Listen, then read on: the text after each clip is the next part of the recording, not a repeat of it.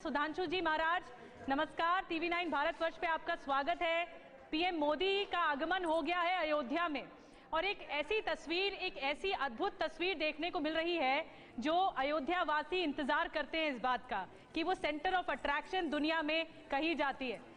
बहुत बहुत स्वागत है आपको। क्या कहेंगे आप दिवाली के अवसर पर दीपोत्सव की शानदार ये जो कोशिश होती है अयोध्या की अपना ही रिकॉर्ड तोड़ती है, तो क्या कहेंगे आप? सबसे पहले तो मैं सभी दर्शकों को बहुत बहुत शुभकामनाएं अर्पित करता हूं। यह अपने आप में एक बहुत बड़ा ऐतिहासिक अवसर है और सभी के लिए गर्व का विषय है। आज जिस प्रकार से हम देख रहे हैं कि आसमान से लेकर धरती तक प्रकाश ही प्रकाश है, सभी के हृदयों में श्रद्धा और इस समय का उत्कर्ष, आवेश भी है, आनंद भी है, हर्ष भी है। यह एक ऐसा अवसर है जिस पर हम गर्व कर सकते हैं और हम सबकी आंखें इस समय साक्षी बन रही हैं इस इतिहास को होते हुए, देखते हुए जी। और मैं सभी के लिए मंगल कामना करता हूं। परमेश्वर ने हमें यह अवसर दिया है। अनेक अनेक वर्षों से यह सबको प्रतीक्षा थी कि यह अवसर आए और अब हम लोग यह भी देखने वाले हैं कि वो इतिहास भी घटेगा जिसकी प्रतीक्षा हमेशा से थी और जो आने वाले समय के लिए सभी के लिए गौरव का विषय बनेगा। मंगल कामना करता हूं और TV9 के लिए भी मेरी बहुत बहुत शुभकामनाएं। बहुत बहुत शुक्रिया। लेकिन जिस तरीके से श्री राम का जीवन सबके लिए प्रेरणा स्रोत है, हर परिस्थिति में कर्तव्यों का पालन श्री राम ने किया है, एक बड़ी सीख जरूर हमें मिलती है। सुधांशु जी, प्रधान सेवक की अयोध्या में मौजूदगी, ये कितना बड़ा संदेश? देखिए, भगवान राम जो है मर्यादा पुरुषोत्तम है और मर्यादा का अर्थ होता है वह चीज जैसे किसी भी देश और दूसरे देश के बीच में जो सीमा रेखा होती है उसको मर्यादा कहते हैं। ऐसे धर्म और अधर्म के बीच में एक वह रजत रेखा जिससे थोड़ा सा आगे चले जाएं तो अधर्म हो जाता है और उस तक टिके रहें तो धर्म रहता है। भगवान राम ने हम सबको मर्यादा सिखाई, इसलिए वेदों में ये लिखा है सप्त मर्यादा कव्यस्ततक्षु। ज्ञानी ध्यानी लोगों ने, ऋषियों ने हमें 7 मर्यादाएं बताई हैं।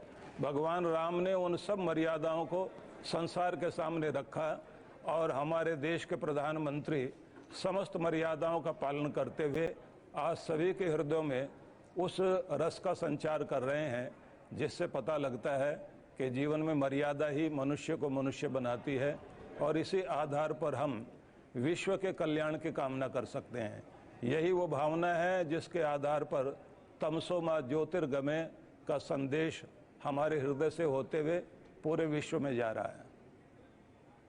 जी, दिनेश गौतम बोल रहा हूं। मैं अयोध्या में मौजूद हूं, उस जगह जहां अब प्रधानमंत्री पहुंचने ही वाले हैं। राम कथा पार्क में मौजूद हूं और यहाँ पर चारों तरफ जो उत्साह मैं देख रहा हूँ वो अलौकिक है, मैंने ऐसा कभी देखा नहीं।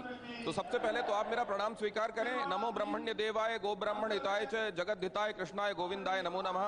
अयोध्या की पावन भूमि से मैं आपको प्रणाम कर रहा हूँ और अब मैं ये जानना चाहता हूँ, राम राज्य ये अवधारणा है और उसको चरितार्थ करना ये एक चुनौती है। आज के परिदृश्य में अयोध्या को ऐसा देखते हुए, दीपावली में दीपोत्सव को ऐसा देखते हुए आपके मस्तिष्क में क्या क्या आ रहा है?